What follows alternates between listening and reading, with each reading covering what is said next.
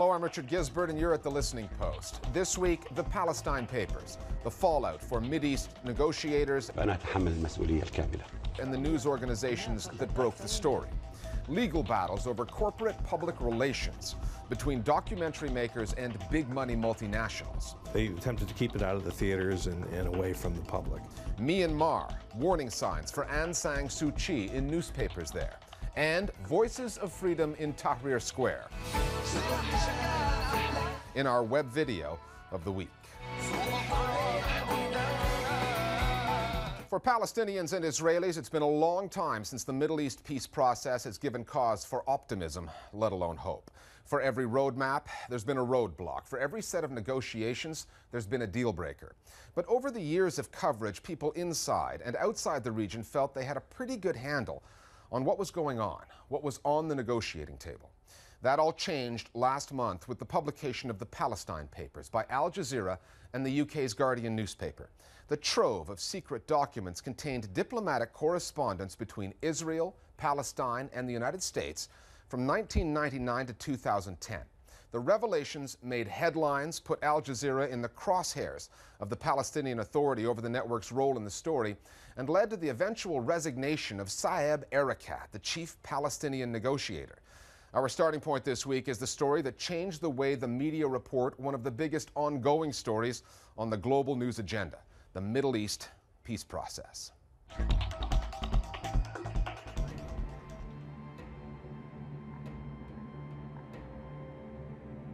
The papers are the largest leak in the history of the Israeli-Palestinian conflict. These papers put you in the room with Mahmoud Abbas, with Ariel Sharon, with Hillary Clinton, and that is absolutely unprecedented. Behind every leak, there's always a story behind the story. Who leaked these documents and why? More bombshells today relating to Palestinian documents leaked by Al Jazeera. These documents did not come from Washington or Tel Aviv. They came from somewhere in Ramallah. The papers that brought the closed-door negotiations out into the open were obtained by Al Jazeera, which then shared them with The Guardian. The two outlets say they looked at 690 internal emails, 275 sets of meeting minutes, 64 draft agreements, and 54 maps and charts.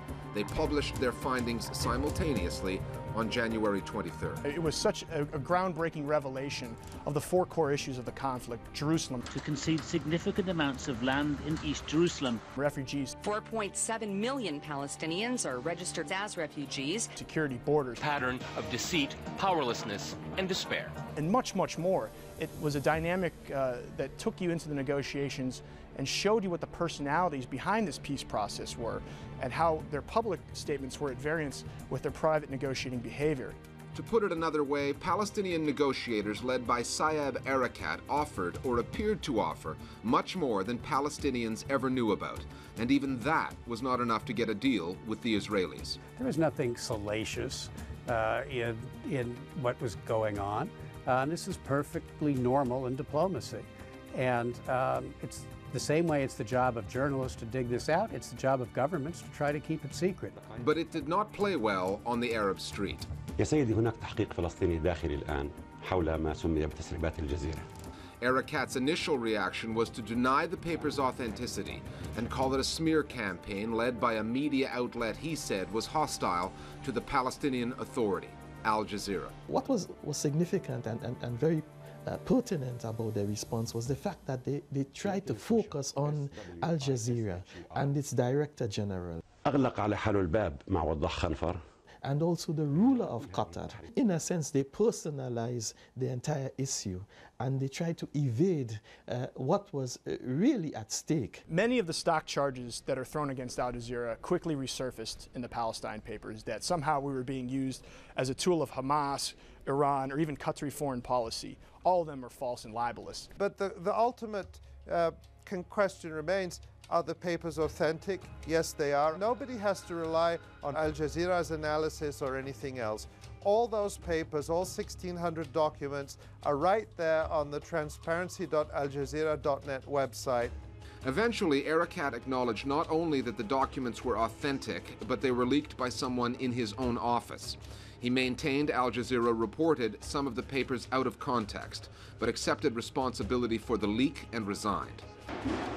Before he did that, though, some PA supporters attacked an Al Jazeera studio in Nablus on the West Bank and tried to break into this building, the network's bureau in Ramallah. As an institution, Al Jazeera was attacked. Our bureau in Ramallah was approached by a mob of individuals who beat down our door, spray painted our walls with graffiti, and as the New York Times reported, many in the crowd were undercover preventative security service individuals in keeping with the most authoritarian traditions of the Arab Middle East.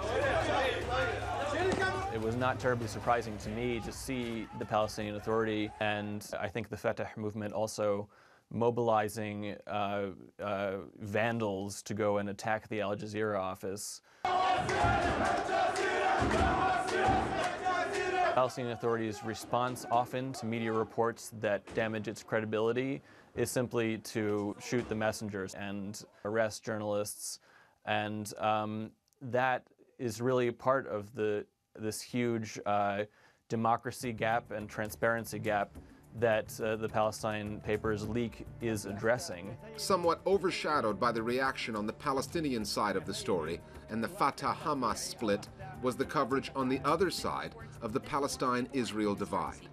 The Israeli media were very excited about the story and very interested because for them it was a chance to see into the inner workings of the peace process, to see what their own politicians were saying.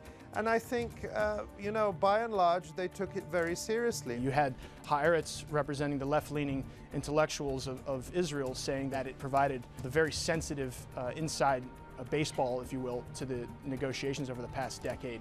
And for other, you know, conservative right-wing papers like Jerusalem Post, they use it as a validation that negotiators like Tzivi Livni did not concede at all on principle and gave their politicians a attaboy or an attagirl for being very rigid with the Palestinians in the way they handled the negotiation. The release of the Palestine Papers put the PA in an uncomfortable position and ultimately resulted in the demise of its chief negotiator.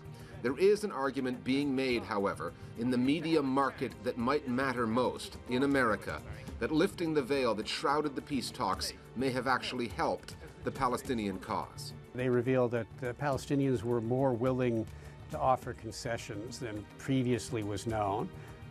It's actually in the U.S. been something that has boosted, I think, the public image of the Palestinians for flexibility when they've often been portrayed as intransigent and unwilling to reach any kind of peace deal with Israel.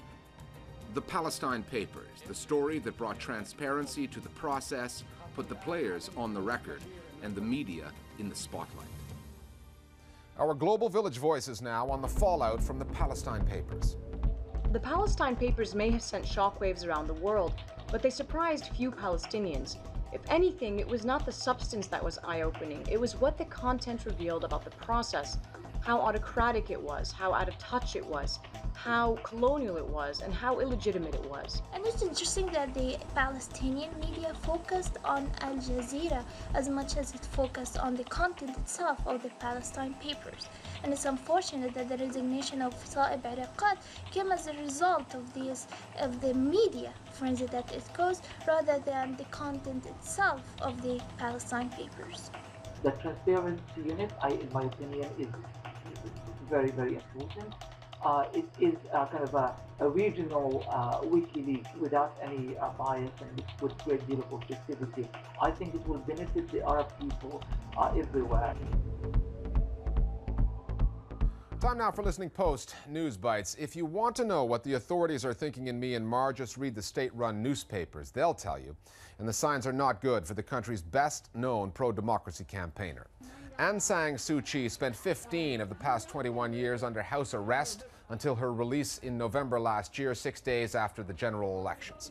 The state-run newspaper, The New Light of Myanmar, now says that Ms. Suu Kyi and her political party would, quote, meet their tragic end, unquote, if they continued to endorse Western sanctions against Myanmar. U.S. State Department spokesman P.J. Crowley referred to the country by its former name when he said Burma claims there is a new era, but it is up to its old tricks by threatening Aung San Suu Kyi. New suits does not a new system make, referring to the newly elected government. A host for the Saudi-owned satellite news channel Al Arabiya has been reportedly fired after he criticized on air the kingdom's media for their coverage of the protests in Egypt. Hafiz Mirazi, the former bureau chief for Al Jazeera in Washington, D.C., first took aim at Saudi Arabia's state-run newspapers on his talk show, Studio Cairo. He asked if they would ever dare to criticize the king or the Saudi government. He then turned his attention to his own channel and said that unless he was allowed to talk about how the revolution in Egypt could affect Saudi Arabia in his next broadcast, he would leave the channel. Mr. Mirazi was reportedly fired the next day. A prominent Mexican journalist has been taken off the air there after saying on live radio that President Felipe Calderón should respond to allegations that he has a drinking problem. Carmen Aristegui hosted a daily morning talk show on MVS Radio. The topic came up when members of the opposition party unveiled a banner in the Mexican Congress that said, "Would you let a drunkard drive your car? No, right? Then why would you let one run the country?" On her show, she asked the president to respond to the question and said that Mexicans deserved an answer. She said, quote, "This is not the first time that the subject of alcoholism of Felipe Calderón has been spoken of," unquote. Aristegui has a reputation as a hard-working and fair-minded journalist, but her bosses fired her, they said, for broadcasting rumors as news. Now here's a story about someone going after WikiLeaks, writing emails about their clever plan, and then being undone when those emails were leaked. It has to do with the Bank of America, which is rumored to be the subject of an upcoming WikiLeaks documents release. A U.S. security company called HB Gary came up with a plan to post some fake documents on WikiLeaks, then expose them as fakes in order to discredit the site. It pitched that idea to one of the Bank of America's law firms. HB Gary hooked up with a tech company called Palantir Technologies. And there's a revealing trail of emails between the two, one of which suggests that journalists like Glenn Greenwald of Salon.com needed to be attacked, and that without the support of people like Greenwald, WikiLeaks would fold. The emails were obtained by Anonymous, the online militants who first came to WikiLeaks' defense when Amazon, MasterCard, and other firms cut their ties with the organization. It was a happy ending seen by hundreds of millions of people all around the world, but a new book claims that things weren't always as they appeared for those 33 trapped Chilean miners. Jonathan Franklin, a journalist, has written a new book about the story and the rescue operation. He recently appeared on CBS's 60 Minutes. In his book, Franklin writes that on October 12th, the day the first miners were lifted to the surface, Chilean authorities interrupted the live television feed to perform emergency repairs on the rescue capsule after some hairy moments caused by damage from falling rocks. However, the breathless global media were none the wiser because the live news feed was switched to earlier clips of the rescue. Franklin, in his interview with 60 Minutes, said that during those first 17 days before contact was made with the miners, many of the miners had started thinking about suicide or cannibalism. He told me that they had a pot and a saw ready. Franklin also revealed that drugs, primarily marijuana, were smuggled to some of the miners in letters from their families. So if a few of those miners' memoirs seem a little vague and short on detail, that's probably why. The David and Goliath story is a popular fable and a theme that many a documentary maker has worked into their films. A couple of recent examples of that, documentaries that have chronicled legal battles between U.S.-based multinational corporations Dole and Chevron and the citizens of the Latin American countries in which they do business. Big business. But what happens when the people behind the camera find themselves in their very own David and Goliath story over the film they've made? That's what happened to Frederick Gertten and Joe Berlinger, who have fought lengthy and expensive legal cases for the right to protect their finished films from censorship and their raw footage from being exploited in courts of law. The documentary makers learned firsthand the lengths that some corporations will go to avoid bad PR. The Listening Post's Jason Mojica now on corporate America versus documentary filmmakers and the courtroom arguments over freedom of speech that could affect journalists everywhere. When documentary filmmakers take on a new project, they know that they're embarking on a journey that may consume years of their life. immersing themselves in the lives of others in hopes of revealing something that would otherwise go unseen. Yo no voy a abandonar esta gran injusticia que ha hecho estas gigantescas multinacionales. Yo estoy muy orgulloso de pelear por ustedes. Unidos. Exactamente. At their best, documentary films can transform complex socio-political issues into complex narrative stories. Stories about people. Eso abogado corrupto de Texaco. Señor, usted va a responder por sus palabras. Yo estoy respondiendo, señor. Usted es un abogado corrupto. With less money for newspapers, with newspapers folding, with magazines folding and everything that's happening, it's difficult for good investigative journalism to take place. We're seeing a lot of it now in documentary filmmaking. These big corporations never expected this to happen. They thought they could get away with it, like they always have. So if we are successful in this case, we will have created the precedent for other workers to sue in the United States and vindicate their rights. But when the subject of those films is the behavior of multinational corporations, a filmmaker's independence can become a liability. Swedish director Fredrik Gertten learned that the hard way when he made Bananas, a film that followed the case of 12 Nicaraguan banana workers who claimed to have been made sterile by Dole's use of a pesticide called DBCP. When we launched our website and told the world that we were coming with this film, it took like 3 days and we received a really long cease and desist letter from Dole Food Company telling us to shut down the film, shut down the website. From the very first minute you get a letter from a big corporation, the first minute you're starting to lose money you don't have. That's something that American filmmaker Joe Berlinger knows all too well. His film, Crude, tells the story of another legal battle, this one involving an indigenous community in Ecuador suing for the environmental damage caused by years of oil operations in the Amazon. He spent close to $1 million defending himself against Chevron, which wanted access to the hundreds of hours of raw footage used to make his film. The case that Chevron has brought against Joe Berlinger and against the film is essentially a fishing expedition. They wanted all the notes, they wanted all the footage, they wanted all the emails, they want everything. I mean, a filmmaker's outtakes, the footage that he or she doesn't use, are just the same as a reporter's notes and should be as protected. That's not the way a Manhattan court saw it when it ordered Berlinger to surrender 500 hours of his footage in January. A Chevron spokesperson was quoted as saying that a version of Crude that was streamed online, quote, documents improper conduct by the trial lawyers behind the Ecuador lawsuit. It is highly likely that additional misconduct is captured on the outtakes. Chevron created a YouTube channel to showcase a selection of the footage they obtained. Alguien puede subpoena estos videos. I just want you to know that it's illegal to conspire to break the law. Steven Donziger came to my office in the summer of 2005. He's the American attorney kind of running this case. And he started telling me about the story, hoping to interest me in making a documentary, and all of my red flags were going off. It set off red flags for the court as well. It ruled that Berlinger could not claim journalist privilege because the film had been solicited by Donziger, and changes had been made to the film at Donziger's request. Berlinger, the court said, failed to show that he collected information for independent reporting and commentary. Steven and I had some very intense conversations at the start of the project. I said, you would not have any right of approval or looking at my footage. This is going to be my interpretation of what I'm witnessing. This is not like Joe Berlinger is going out and deliberately making a film that's totally one-sided. This is a case where he has listened to all the sides, where he has weighed the evidence, and he's made his film. The fact we're in the game is a huge victory. You know, the fact we're having a trial is a miracle. It's a story.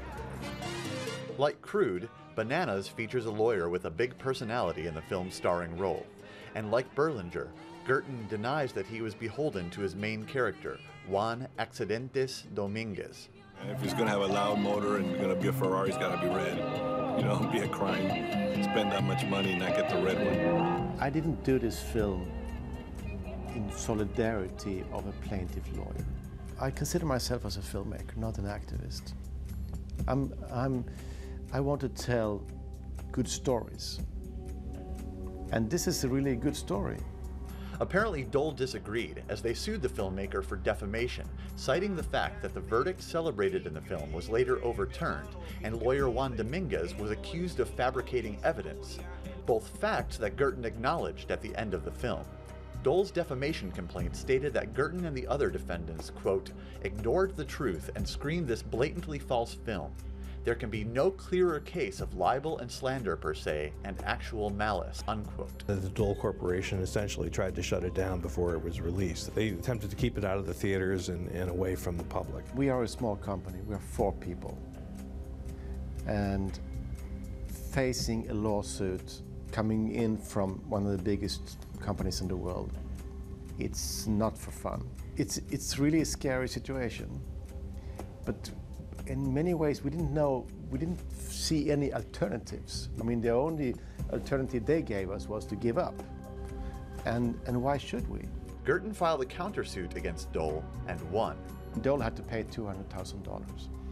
But that only goes to our lawyers. I mean, our internal cost, it's at least $150,000. And that's money we probably will never get back. I'm over 50. I mean, imagine if I was a 25-year-old activist filmmaker doing this film. They wouldn't stand a chance. Dole failed to stop bananas from being seen, but they succeeded in making other filmmakers nervous about taking on the topic of corporate malfeasance. Chevron succeeded in obtaining the footage they wanted from Crude, a case that may affect journalists' ability to protect their sources in the future. And this may just be the beginning. Corporations will just continue to go after filmmakers like that because they can wear them down. It's about freedom of speech. That's the story. And we need to defend it, and we need to defend people who are put under pressure from big corporations. People have the right to tell the story. More Global Village Voices now on documentaries and the trouble with corporations. The argument about the film Bananas was whether it's journalism or propaganda masquerading as journalism. While I agree that it could have been more balanced, I do believe that it merited legal protection. Documentary filmmakers are investigative journalists. In fact, they do some of the best investigative reporting in the world. That's why the troubling trend of subpoenas being issued to documentary filmmakers troubles First Amendment advocates. It's troubling because it will dry up sources of information. Sources will be less willing to talk to documentary filmmakers if they think that what they will say will end up in a courtroom. As for the movie Crude, it's the same question that could lead a court to force a print reporter to turn over a notebook. So the movie did have legal protections, but the court decided that the information was vital to Chevron's case, and in retrospect, it looks like it was. Finally, we've seen a lot of viral video, some of it musical in nature, over the revolution in Egypt. This is the music video that, as far as we can tell, has attracted the most hits. It's closing in on 1 million. The song's called Sut al-Hurriya, which means Voice of Freedom. It's mostly shot in Tahrir Square, where the singer Amir Eid gets protesters to sing or lip-sync his lyrics. Now, we only have time to show you some of this, but we've got the link to the entire track up on our Facebook page, where you can just click on the CC logo to get the closed captioning if you want to see the lyrics in English. We'll see you next time at The Listening Post.